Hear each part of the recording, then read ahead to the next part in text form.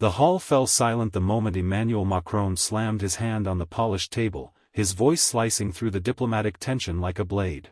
"Africa owes us," he barked, face flushed, posture stiff with the same imperial arrogance France had carried for centuries. Cameras flickered. Advisors froze. Even the translators hesitated, unsure whether to soften the blow or let the insult echo exactly as delivered. Across from him, Ibrahim Traoré didn't flinch. He didn't blink. He didn't even shift in his seat. He simply stared, calm, steady, like a man who had seen empires rise, burn, and crumble to ash. When he finally spoke, his voice was low, controlled, and devastating. "France owes us graves." The room reacted before Macron did. Gasps. A dropped tablet. A muttered curse in the corner. The weight of Traoré's words didn't just land, they detonated. His tone carried centuries of exploitation, millions of stolen lives, and the bones of Africans buried beneath French wealth. And suddenly, everyone in that room knew, this was no ordinary diplomatic exchange. This was a reckoning. Macron leaned forward, his face tightening with the fragile anger of a man who had never been spoken to like this, not by another president, not by an African leader, not publicly. "Be careful," he hissed, trying to mask fear with authority. "France built." Traoré cut him off with a raised hand. Just a gesture. But it silenced Macron more effectively than any security officer could have. "France built nothing," Traoré said. "Not without African blood. Not without African labor. And not without African gold. So, if you want to talk about what Africa owes you," he paused, letting the cameras zoom in, letting the silence sharpen the edges of his words. "Then let's first talk about what you owe Africa." A murmur spread. Macron's ministers exchanged frantic glances. The French president opened his mouth, but Traoré wasn't done. "You come here demanding respect," Traoré continued. "But you've spent decades proving you don't deserve any. You think Africa is still the Africa you controlled. The Africa you used. The Africa you silenced. But that Africa is gone. And I am not here to collect debt." He leaned forward, eyes locked on Macron's. "I'm here to reveal the bill France has ignored for centuries." Macron's face lost its confidence. He reached for his notes with trembling fingers. Traoré didn't smile, but the world watching felt the shift. He had just turned the battlefield upside down. Macron's words echoed through the gilded chamber like a relic from a dying empire. "Africa owes us," he barked again, pounding the table as if volume could restore France's fading power. Ministers froze. Cameras hovered. Advisors exchanged tight, embarrassed glances. Everyone knew what the world knew too. France wasn't owed anything. France was exposed. But Traoré didn't flinch. He didn't move. He didn't even blink. He stood calm, tall, steady, the kind of steadiness that comes from a man carrying history, not ego. When he finally raised his eyes, the room seemed to shrink around him. "France," he said quietly, "owes us something too." The temperature shifted. Even the microphone seemed to lean in. Macron stiffened in his chair, nostrils flaring, like he could sense the blow before it landed. Traoré stepped forward. "You owe us the graves you filled. The languages you erased. The gold you stole. The borders you broke." Macron opened his mouth, but no sound came out. Traoré kept going, not shouting, not rushing, simply stating the kind of truth that cracks marble. "You talk about what Africa owes," Traoré said. "But you never talk about what France took.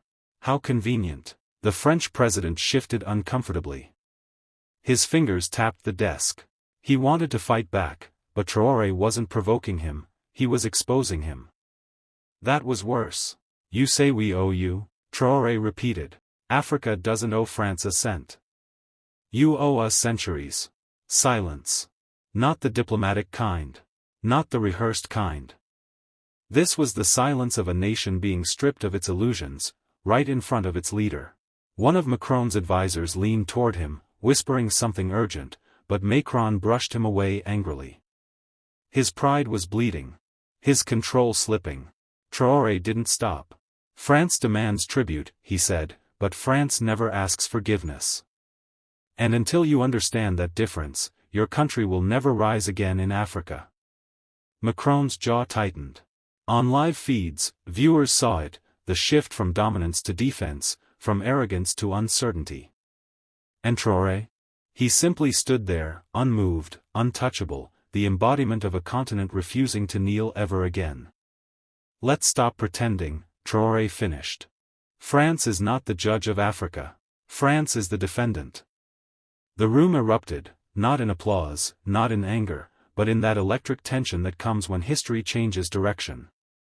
Macron swallowed hard. Traoré had just dragged an empire into the light. The room froze for a second, as if Macron's words had scraped against the walls like metal.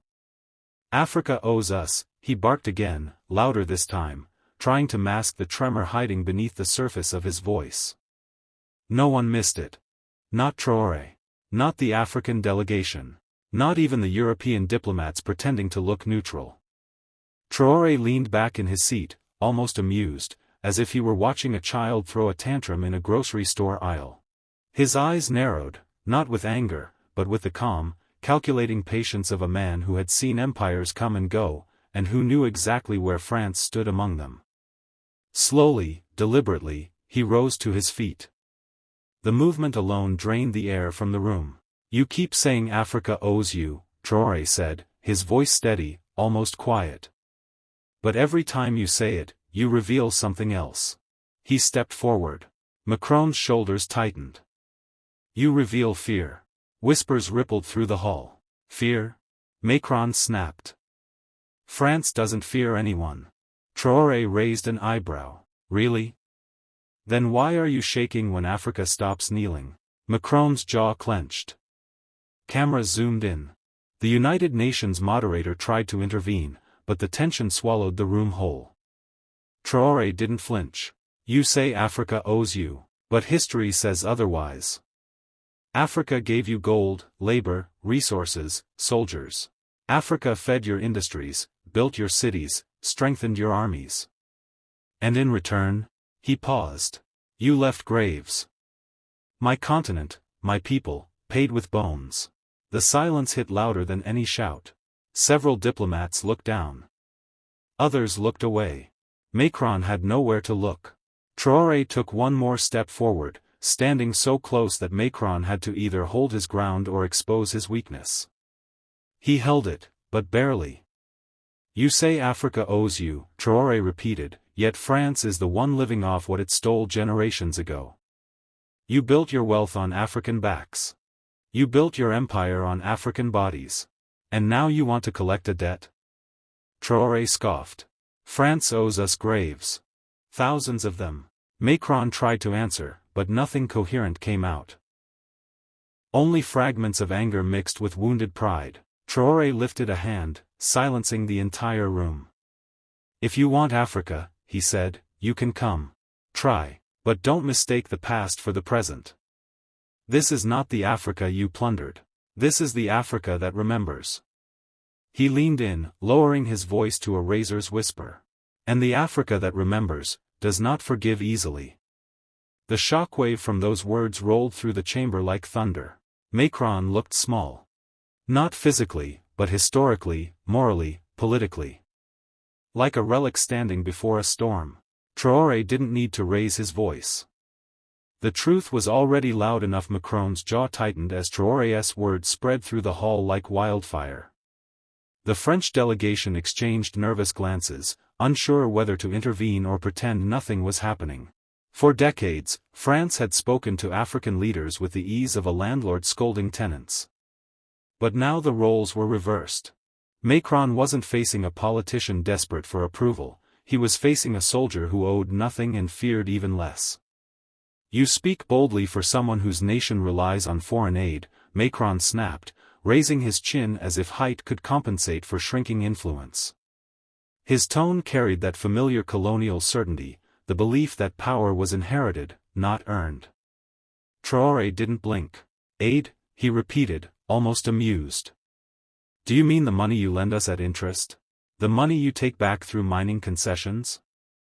The money you pretend is generosity but is, in truth, debt. He leaned closer. Africa has been paying France's bills for 60 years. Macron's face reddened. Cameras zoomed in. Every major network sensed a moment that would echo across continents. You're rewriting history, Macron spit out. France brought stability. France built institutions. France built graves, Traoré finished sharply, his voice cold enough to freeze the room. Stability for who? Institutions for what? To extract gold? Uranium? Oil? Tell me, President Macron, how many African presidents died because they stood in France's way? A suffocating silence fell. Even Macron struggled to maintain his composure. Behind him, aides shifted uneasily, some looking at the exits. Traoré didn't stop. You say Africa owes you, he continued. But it is France that owes Africa. You owe us the leaders you overthrew. You owe us the resources you drained. You owe us the generations you forced into poverty so your cities could shine and your industries could grow. Macron's shoulders stiffened, but he couldn't form a coherent response. He was no longer debating. He was being exposed. And now, Traoré added, you come here demanding obedience? Demanding access? Demanding gratitude? He shook his head slowly. No, President Macron. Africa doesn't owe France. France owes Africa, and the debt you fear most is the truth. For the first time in the entire summit, Macron looked genuinely small, not physically, but historically. Traoré had ripped apart the myth of French moral authority, leaving only the empire's skeleton on display.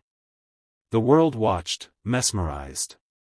And Africa, for the first time in decades, watched with pride. The silence that followed felt heavier than the marble pillars around them. Macron opened his mouth again, but Traoré didn't give him the chance. He took a single step forward, slow, deliberate, like a man who had already decided the outcome of this confrontation. France owes us graves, he repeated, calmer now, almost whispering it. But the calm only made the words more dangerous. Do you want names? Cities? Dates? Or shall I list the bones your empire used as bricks? Macron's nostrils flared. You're rewriting history. Traoré lifted an eyebrow. You wrote it in blood. I'm just reading it out loud. Reporters froze. Some lowered their cameras, not because they were uninterested, but because they suddenly realized this wasn't a diplomatic disagreement. This was a burial. A political burial. Macron tried to shift the narrative. Africa's progress is thanks to our partnership. Traoré almost laughed. Partnership? You took everything. You extracted resources until the ground screamed. You built museums from what you stole. And now you want applause? The French president clenched his jaw. You're being theatrical. I'm being historical, Traoré answered.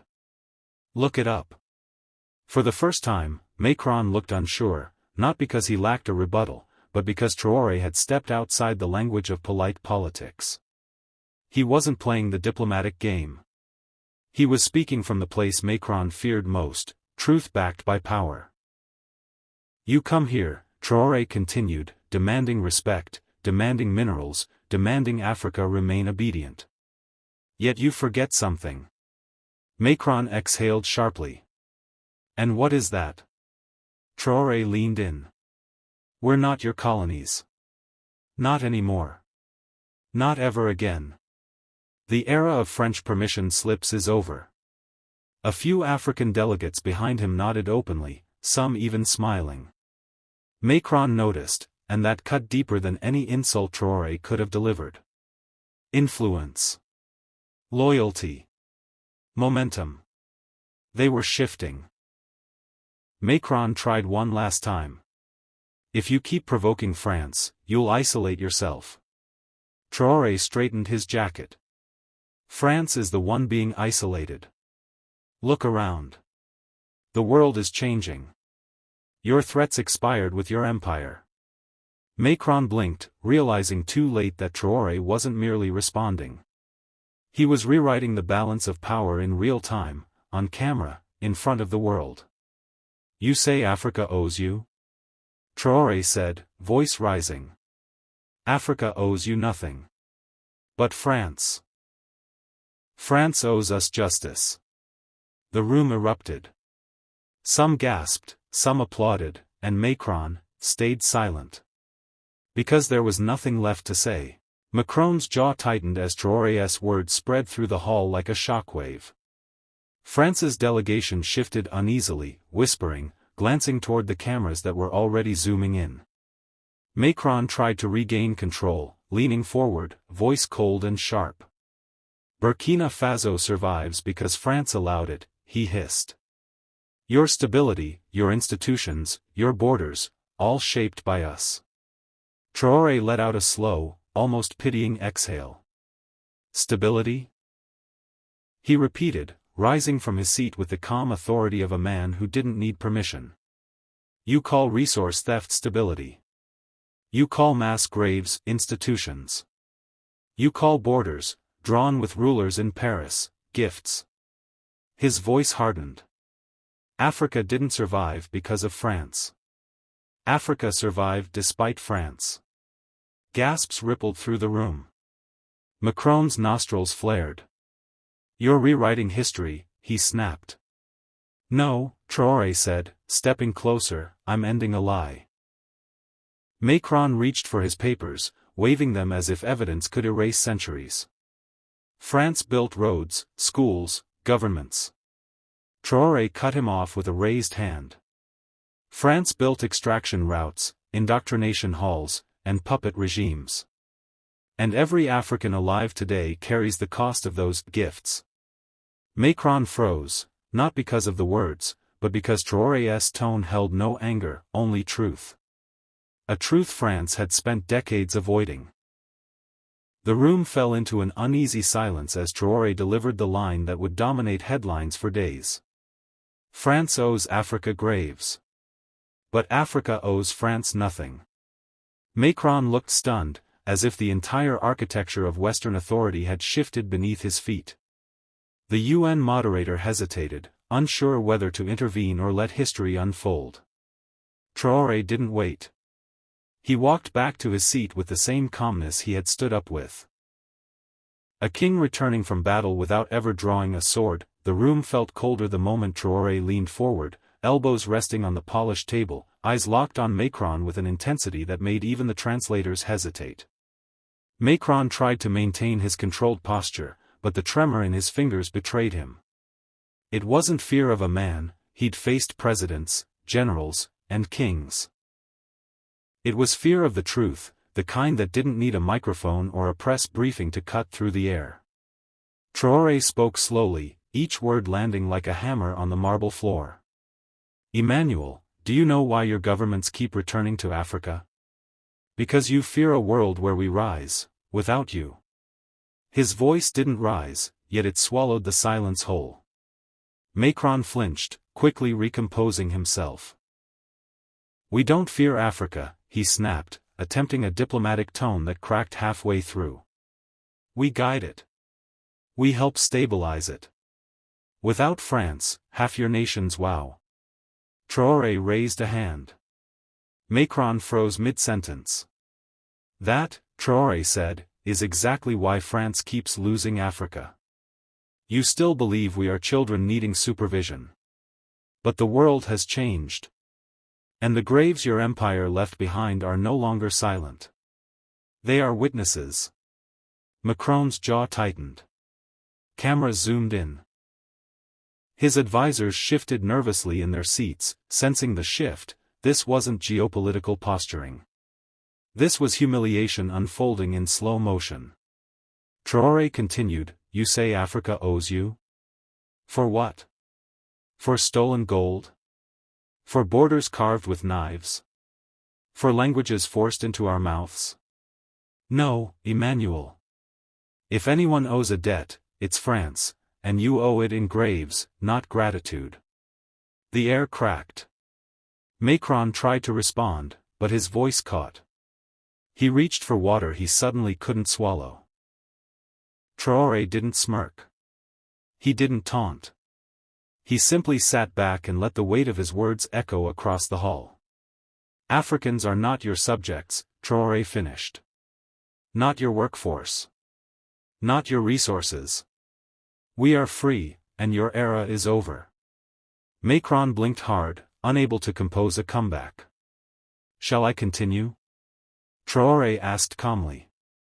And for the first time in his political career, Emmanuel Macron had no answer. Macron felt his pulse spike as Traoré stepped closer, not with aggression, but with the calm, immovable certainty of a man who had lived through storms France had only ever caused. The French president lifted his chin, trying to regain control of the moment. Africa owes us stability, he muttered, voice lower now, almost pleading behind the mask of arrogance. If we fall, the world falls into chaos. Traoré blinked slowly, unimpressed. Chaos began, he said, the moment Europe decided it owned a continent. The words echoed through the press hall, slicing through cameras and microphones like a blade drawn in daylight. If you fear instability now, it's only the shadow of your own history following you home. Reporters froze. Macron's advisors shifted anxiously, unsure whether to step forward or stay silent. One whispered, Monsieur le Président, maybe we should move on. But Macron refused to step back. Ego held him in place. You can't rewrite history, Captain, he snapped. And you can't shame France. Traoré raised his head just slightly, an expression somewhere between pity and warning. I don't need to rewrite history, he said. I need you to finally read it. Macron's jaw tightened. Traoré continued, voice low, rhythmic, cutting deeper with every word. You talk of what Africa owes you. But every road you paved was built on bones. Every fortune you made was mined from the dead. Every law you wrote began with a stolen name. If France owes anything today, it's an apology, and the courage to stop pretending it's still an empire. A murmur rippled through the room. Even Western journalists felt the punch of the words. Macron tried to recover. You overestimate Africa's power. Traoré didn't even blink. You underestimate Africa's memory. Silence. Heavy, historic silence. Then Traoré stepped back, giving Macron space, not out of respect, but out of mercy. Remember this, Emmanuel, he said quietly, a nation built on graves always fears the living. And Africa is no longer dead. Macron swallowed hard. For the first time, he looked like a man standing at the edge of something he couldn't control. Macron's entourage had tried everything to silence the confrontation, firm handshakes, forced smiles, subtle interruptions, but nothing could stop the storm that had already begun.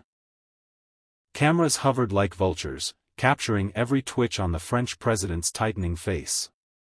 His jaw clenched, his eyes darted toward his advisors as if begging for a script, a lifeline, anything to save him from the man standing calmly across from him. But Traoré didn't need a script. He was the truth Macron had spent his whole career avoiding. France owes us nothing, Macron hissed under his breath, trying to keep the microphones from picking up the tremor in his voice. Africa would collapse without our structure. Traoré took a single step forward, unbothered by the security detail already shifting uneasily. Structure, he repeated, his tone sharp, almost surgical. You mean the borders you drew with rulers? The languages you forced? The resources you shipped away while leaving us to bury the bodies?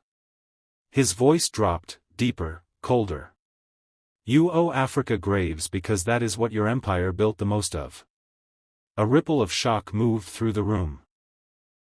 Macron stiffened, his composure fractured. You're rewriting history, he managed to say. No, Traoré replied. I'm correcting it. The atmosphere shifted, every journalist felt it. This wasn't just political theater, this was history cracking open. Traoré's presence disrupted the carefully constructed hierarchy that leaders like Macron depended on. He wasn't shouting. He wasn't threatening. He was simply telling the truth with the confidence of a man who didn't fear consequences. Macron tried to stand taller, but the weight of Traoré's words made him look smaller, exposed. Your defiance, he warned, will isolate you. Traoré smirked. Isolated? Africa stood alone for centuries while you carved diamonds out of our soil and futures out of our children. And we survived every empire that thought we would break. His eyes narrowed. France will not be the empire that outlives us. For the first time, Macron had no comeback. Only silence, heavy, humiliating, final. Traoré turned, addressing the cameras now. Africa's future won't be written in French, he said. It will be written by Africans. The world froze. The room fell into a heavy silence, one that even the cameras seemed afraid to break. Macron stood frozen, shoulders tight, jaw locked, realizing too late that every attempt to intimidate Traoré had only made him look smaller. France had come expecting obedience, or at least hesitation. Instead, it found a man who didn't flinch, didn't bend, didn't ask permission to exist. Traoré slowly stepped forward, each footstep hitting the marble like a verdict. Your era is ending, he said, his voice steady, unshaken. Empires fall when the people stand. And Africa is standing now. Macron tried to recover, forcing a smirk that didn't reach his eyes. Africa stands because we built the foundations. Traoré cut him off with a simple raise of his hand. You built graves, he said. We're building a future. The delegation behind Macron shifted nervously. They had never seen a leader from the global south talk to a Western president like that, not with anger, but with authority. Real authority. The kind that couldn't be bought, threatened, or cornered. Worldwide, millions watched the broadcast. Social media erupted. African youth shared the clip with pride. European analysts panicked on late-night TV panels. Even in France, protests broke out, mocking Macron's failed bravado. France owes us graves, became the slogan printed on banners and plastered across digital billboards. Macron turned away, his attempt at a controlled exit collapsing as Traoré delivered the final blow. You say Africa owes you? Traoré called out. The French president paused, but didn't face him. Africa owes you nothing, Traoré continued. But history owes you the truth. And it's coming. Macron didn't reply. He couldn't. He walked off like a man retreating from a battlefield he thought he owned. Traoré stood firm, shoulders squared, eyes calm, not triumphant, just certain. Because he knew this moment wasn't about humiliating a man. It was about announcing a shift the world could no longer ignore. And for the first time, the West realized something terrifying. Africa wasn't asking for respect anymore. Africa was taking it.